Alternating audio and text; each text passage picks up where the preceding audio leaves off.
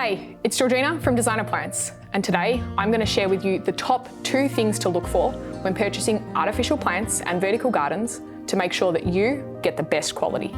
The first thing to look for when purchasing your artificial plants or green walls is to make sure that your products aren't going to put your family or your pets in danger. That means that you need to make sure that the products are not harmful or toxic. Here at Designer Plants, our products are backed by testing reports and ROHS compliance to ensure that our products are safe for you and your family. The second thing to look for is that if you're using your artificial plants outdoors, that you're getting genuine UV treated plants. This means they are made with high quality UV inhibitors.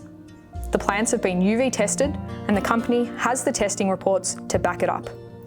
The plants come with a warranty so that you can be sure of their quality. Here at Designer Plants, we've got the UV testing reports and a 5-year warranty to back up our claims, so that you can be sure when we say our plants are UV treated, they are. Make sure that when you're purchasing your artificial plants and vertical gardens, you follow these top 2 tips to make sure that you get the best quality artificial plants that will stand the test of time.